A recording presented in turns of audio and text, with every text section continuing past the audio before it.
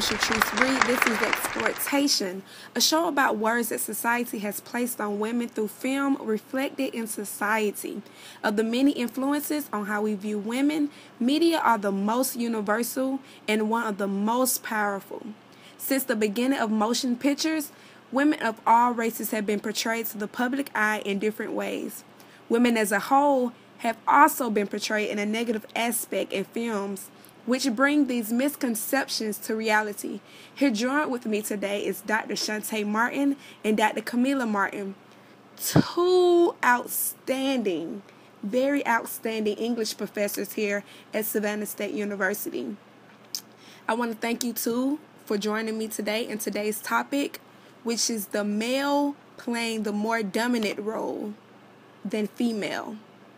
But before we begin, I would like to get into a movie clip from Enough, which is a 2002 film featuring Jennifer Lopez, and all my viewers at home can watch this as well. That's it. The party is over. Calm down, No, Slim. I'm not going to do this anymore. Okay? I'm not going to sit here and take it and take it and take it. Sorry. I love you, yes. But I am not a doormat. I'm your wife. I'm your wife. And you cannot do this to me. You cannot do this to me anymore.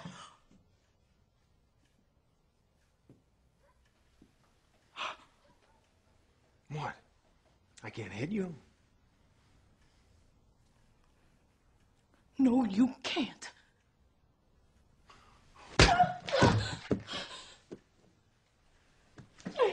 You want to fight? I'm a man, honey. It's no contest. You have to understand, Slim, and I thought you did. I make the money here, so I set the rules, right? It's my rules. You with me? Your rules. Yeah. And what if I don't like the rules? If you don't like them? Well, come on, sweetie. Life isn't just stuff we like, is it? We have to take the good with the bad, don't we? That's what marriage is. So for you, maybe today is a bad day. Tomorrow may be great. Tomorrow will be great. Hey, so I noticed you guys' faces when you watched that clip. I first like to start with you, Dr. C. Martin, about what you thought of the clip. What are your reactions to it? Immediately thought about the Ray Rice situation. The more recent controversy with the Baltimore Ravens football player who was videotaped hitting, knocking out cold his then fiance, now wife. And I could not help but think about what that dynamic may have looked like prior to that moment, that their very intimate encounters became public. What was that dialogue like? And so hearing or watching this husband talk to his wife and say, I make the money, I can hit you, you think you're stronger than me, I could not help but imagine what that scenario, this more recent scenario, may have looked like. Not to pass any judgment, not to make any assumptions about what their relationship is and was like then, but so many women, regardless of race, have been in situations where, by virtue of their husbands and partners being in positions of authority or control, they unfortunately have been the recipients of acts of violence just because, and that's unfortunate. It's sad and it's unfortunate. So I could not help but think about Ray Rice and his wife when I saw that. And I've seen Enough a couple of times, but I don't recall that particular scene. So for you to pick that, it just made me think, wow. Dr. K. Martin, I see you want to get in on this. Well, what did you think? I definitely had a similar response, but I was thinking, as I was watching the clip, I'm thinking, how cowardly of that man. Mm-hmm. It's almost as if it's a cop-out. We know that men are physically stronger than women. We know that in a physical altercation, there is, as he says, no contest when it comes to that. And I think, you know, that's obvious, right? But the fact that he's kind of lording that over her, right? It says more about, I think, his insecurities than it does hers. The fact that he has to say, you know, I make more money, so I make the rules. It's almost an over-assertion of come on, sweetie. So-called authority, which makes me think we have to take the good with the bad. he has some real insecurities about where That's what marriage is.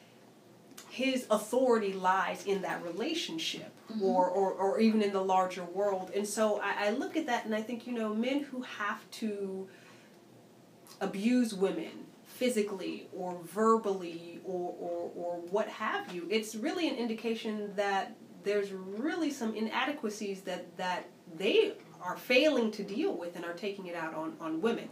So that's my initial reaction to that film, you know. And then my second thought was, okay, so what happens when we're in the 21st century and we have all of these women, particularly black women, who are now making more money, who are leading the household financially and, you know, bringing home the said bacon, if you will.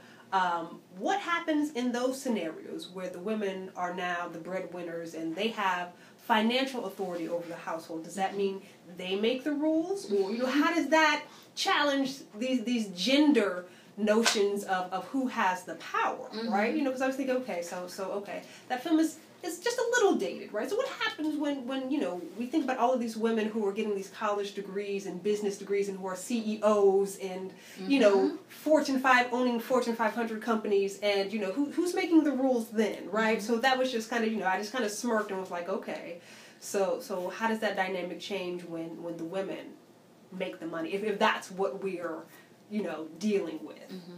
I think it then comes back to the whole notion of physical strength then. Right. Okay, right. So even if the woman is the one who's making the money and has the power, men unfortunately still will exert, well, I'm physically stronger, so therefore I can still exert that physical authority over you, no matter how much more money you make than me. And we know that those kind of relationships still exist. Exactly. Highly educated, very professional, very accomplished women find themselves in situations where they're still abused.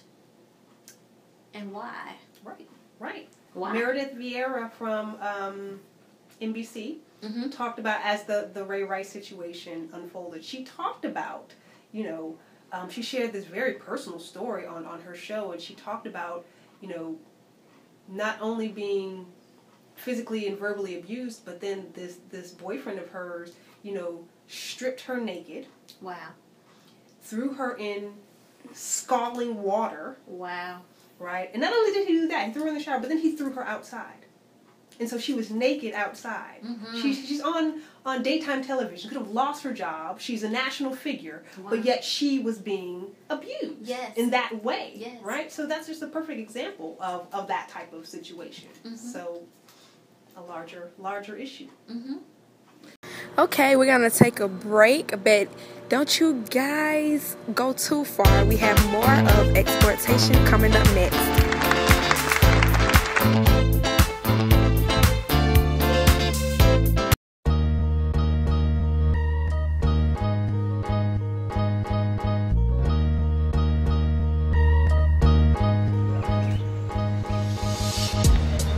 Bro, show me down on that thing. I got you. My man.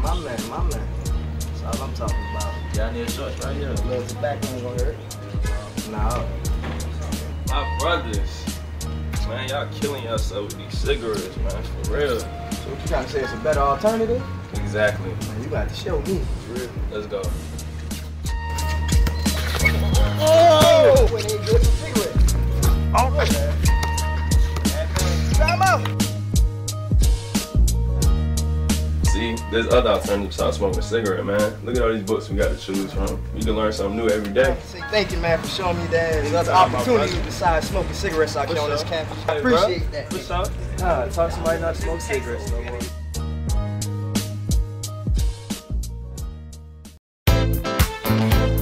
And welcome back. I'm your host, Shatrice, and this is Exploitation. If you're just now tuning in, I'm with Dr.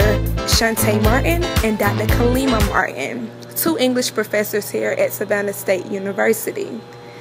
Our today's topic is about the misconceptions of women in film. Years, did you notice the treatment of women in film? Like, was it showed in a negative aspect or a positive aspect, or? I think there are always going to be and always have been questionable representations of women in film, in television, you name the venue. However, during my college years, I do recall an incident that involved the rapper Nelly. And at the time, he was campaigning around the country, particularly going to colleges and universities, trying to find a match for his then dying sister, Jackie. And he came to my undergraduate institution, Spelman College, and his while his request was understood, because his sister was dying, he received a lot of critique because of his representation of women in his music videos, most notably the video Tip Drill. If anyone's familiar with it, it did not come on BET during the day. It was on a show called BET Uncut, so it came on late at night, but it was some of the most vulgar, pornographic images of women that I had seen up until black women up until that point. And not only were the images disturbing, the lyrics were even more disturbing, where he says, "It must be your butt, because it ain't your face," he says, that I'm attracted to, and what I need is a tip drill. And so at the time, the women of Spelman College, we said, no, you've got to address this issue first. And it caused a national conversation about how black women were being portrayed by black men. And I mean, certainly not to just single out Nelly. Misogynistic images of black women by black men just are rampant even today. You know, just how black women get portrayed by their men, if you will. And so in terms of it being a problem, it's been an ongoing conversation, and will continue to be until we demand more from our films, from our videos, from our blogs, from our television programming. And that's not just black women demanding more.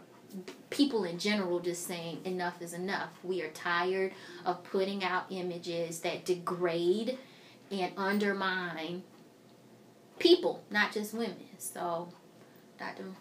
Well, it's interesting because I go back kind of before Nelly to the golden age of hip-hop, if you will. Yes! I remember, and you know what, let's not even go, 1992, 93, Queen Latifah came out with the song, won a Grammy Award, the song UNITY. Yes. And I just remember, you talked about, you know, kind of growing up, and I'm trying to think back to the college years, but Queen Latifah and MC Lyte and Yo-Yo. And Lady Ray. Yes, Roxanne Shante. Yes, right. These are the images that come back to me, because I think it shows a stark change from, if we're building off of the whole video and hip-hop videos and women in hip-hop. I think that there's such a change. And when I think about the images, I'm sure there are probably some horrible representations, but the ones that I remember, the ones that stuck with me, were of very strong women. You know, Queen Latifah, you know, she says, you know, who you calling a B? You know, right. I'll punch you dead in your eye, you know? Right. And there was just these, I mean, of course she was a little rough around the edges, but there was this whole kind of cultural movement where, like, it was understood. You did not call a black woman out of her name. Right. You did not disrespect a black woman. Right. Right? Queen Latifah, you know, MC Lyte, they just had such a powerful impact, I think, on a certain generation of black girls that taught us, in some ways, not to, I mean, of course she was a little rough around the edges, but there was this whole kind of cultural movement where, like, it was understood. You did not call a black woman out of her name. Right. You did not disrespect a black woman. Right. Right. allow ourselves to be disrespected, not to allow ourselves to be put in situations where we could be physically and verbally, emotionally abused. And I think, like, what happened? Like, what happened? How did we get from Queen Latifah to Little Kim or to Nicki Minaj, right? And some of these other Rihanna. Like, I am all for a woman claiming her sexuality and not being ashamed of it, because I don't think there should be shame behind sexuality. But I think there's a very fine line between owning your sexuality and exploiting your sexuality. And I think that we have shifted from owning it, right, to exploiting it. And I'm not sure at what point that happened. So when I think about hip-hop and I think about videos and representations of women, the hip-hop I grew up with, there were no bikinis and you know, booties. Well, there were booties. Well, there were, but they were clothed, and you know, they weren't directly in the camera. They weren't shaking. Yes. You know, it was just a different type of aesthetic going on, and I don't know. It just totally shifted. It did. It seems like, I mean, like you said, I get it. Like, wanting to, you know, this is my body. I control it. I control who has access to it. I control how it moves. And there's something beautiful and empowering about it. But this has gotten so perverted nowadays. I saw the Anaconda video. Ooh. And I mean, my mouth dropped. You just couldn't believe it. I couldn't believe. I mean, this is porn. It is pornographic. It is awful. And I thought to myself, are you serious, Nicki Minaj? You are a woman in your 30s, and this is what you want to put out there? Even when Sir Mix-a-Lot did Baby Got Back, and you remember he had the large butt cheeks. You know, it was not anything close to what she's doing. But to come back to film, I remember when in 2001, 2002, when Halle Berry got the Academy Award for Monsters Ball. You know, so many black women had acted in films that were beyond Oscar worthy. Angela Bassett, Tina Turner, what's love got to do with it? Let's just stop right there. She was Tina Turner. She became Tina. It was, I mean, I remember when that film came out. To see Halle Berry, and I love Halle Berry, and she has broken so many barriers by virtue of her getting that lead actress award. But to see why she got it, that scene between the sex scenes between her and Billy Bob Thornton were pornographic. I mean, and to say that this is this for all of the things that you have done as an actress, this is Oscar worthy, to me was insulting as a black woman. To say that for all of the things that she had done to that point and has done since then, that was her Oscar worthy performance, being being somebody's sex toy, to keep it real PG. I was appalled. I mean, the same thing with black men. When we think about Denzel Washington getting that award for Training Day, he got the award for being a crooked cop. You know, and while we can be excited that they have broken barriers for African Americans in theater and film, it's unfortunate that what we get awarded for is showing some of the baser elements of human nature, being, you know, crooked and a criminal, and being, you know, overly sexualized. And so, you know, I'm just going to stop there. And I guess to think of some other positive images that I think we don't talk enough about, two that really stand out to me are Casey Lemon's Eve's Bayou and Julie Dash's Daughters of the Dust. These are two independent films written and directed by black women about black women. And I do know that Eve's Bayou was the most successful independent film of the year that it was released, which was 1997. Julie Dash, I think she's gotten some independent awards, and it's become a cult classic, but not in the way that Training Day or Monsters Ball have become, you know, kind of household titles.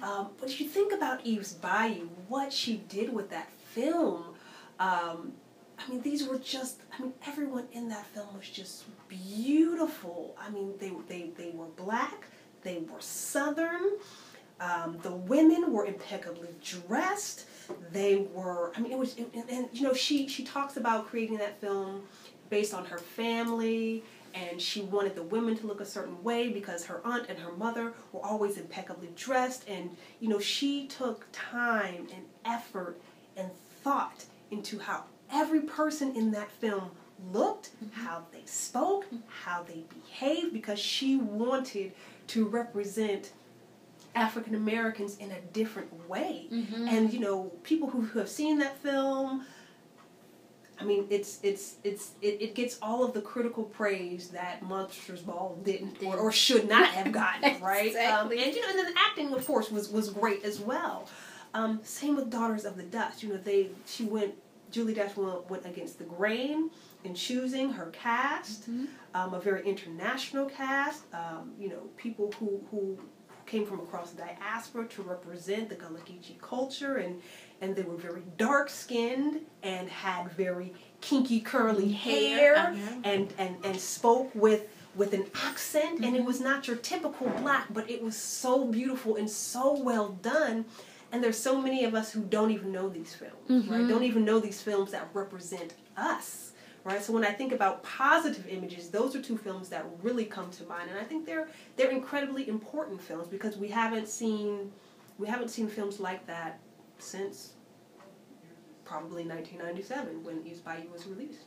I would agree. I mean, and they're so complex, right? Just technically, just so the stories are so complex. It's not, you can't watch these, having seen these films, you don't start them and kind of can predict the end, right? And that's not to talk about anybody's films, right? But it is to say that we've moved away from that. We've become content with being very basic, and these are two films that are highly complex.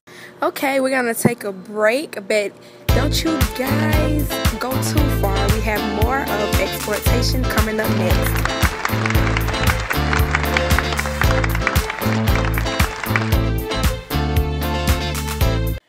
Sitting in front of the march sits the King Frazier Student Center. It is named after the internationally recognized black civil rights leader Martin Luther King Jr. and Barnetta Frazier, who was a graduate of Savannah State College, who gave exemplary service for many years as the dietitian in the college dining hall. The first student center was built under James A. Colston administration. It once held a capacity of 200 people, a recreation room, a bookstore, and a confectionery. The cost for this construction project was $1,180,773. Today, the Student Center is an expansive, multi-purpose building that has many facilities that include student affairs, career services, resident life, student housing, and student activities. The facility also has the bookstore, the campus post office, a ballroom, the Norman Elmore Theater with a seating capacity of 320, and game room facilities.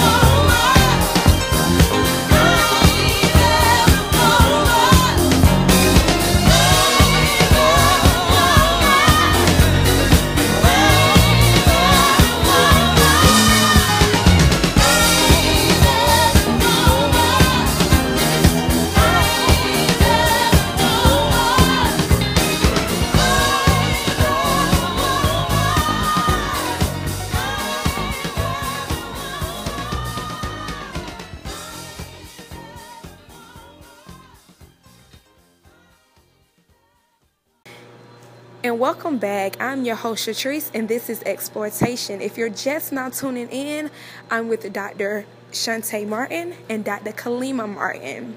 Okay. So we talk about the exploitation of, these people taking these roles, these very degrading roles. How do you think we can overcome that? What do you think that they can do to, say, no, I'm not going to take this role? Even though, they have families, they need the money. How do you think they can... Well, I think the problem is not necessarily whether or not they should take the role, right? Because once Hollywood has decided that the film is going to be made, it's just about who's going to be hungry enough to play the role. So whether it's a Halle Berry or a Paula Patton or some unknown person we haven't discovered yet. Once they get the green light, someone is going to play that role. Yeah. So I think that one of the issues is that we have to infiltrate the system, right? We have to write the scripts. We have to be behind the production companies who are putting these films together. We have to have say in how we are created on film. And I think that's a very hard thing to do, right? There aren't a lot of black writers. There aren't a lot of black production companies, right? We have the Tyler Perry. We have, interestingly enough, Will Smith, Overbrook. But other than that, you don't really see a lot of black-owned production companies. And I'm sure there are probably a lot of black people who are writing scripts. Whether or not we see them come to the silver screen, that's another question, right? So it's a question of access, who's controlling the means to produce these films. It's a very complex question. And then I think of Shonda Rhimes and all of the success that she's had on ABC with her very diverse television shows. And, I applaud her. I support her. I don't necessarily agree with everything she does with her characters, particularly black women. But I think it's entertainment. And so, hey, I can deal with that, right? But I think, to really change the game, so to speak, it's going to take more than simply turning down a role. It's about changing how the role is written for black women or even black men. I think that's really where the power lies. I think also as a viewing public, we have power too. If we say no, if we don't tune in, if we don't go to the theaters and pay the money, if we don't buy the CD, if we don't go to the website, we have a lot of power. People in general, not just limited to one racial, ethnic community, we have a lot of power in general to determine what gets put out there and what doesn't. And so it's not just the responsibility of the actors and actresses and everybody on the behind the scenes doing the creating. We have a responsibility as the consumers to say we will not accept certain images of ourselves, Yeah. Any last remarks? I think what also comes to mind is the BET series Being Mary Jane. All of the controversy surrounding that show. And it's interesting because I'm a fan. I'll continue to watch, just like I watch Scandal. And I think, and I don't want to sound like I don't know, I think sometimes we do get a little sensitive about every representation. And I think on both ends of the spectrum, I don't think I'm Mary Jane. I have no desire to be Mary Jane or to live out my life like her, right? On the other hand, I don't think the show was horrible. I don't think that it's entertainment. As entertainment, I find it highly entertaining to see her go through these episodes and in her career and in her love life. And I think sometimes we just have to accept it as just that. And if it doesn't appeal to you, don't watch it. But I think it's really interesting because every time a new show comes out or a new film comes out that has a black cast or stars a black actress, there's all this talk, and I think dialogue is good.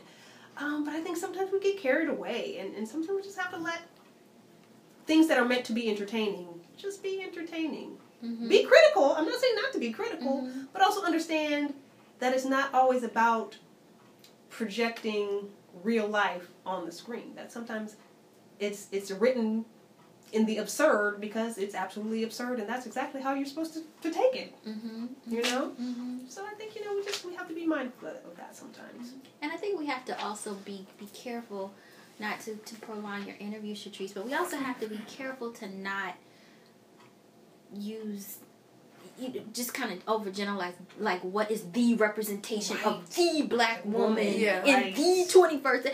Right. Because, for better or for worse, it runs a gamut.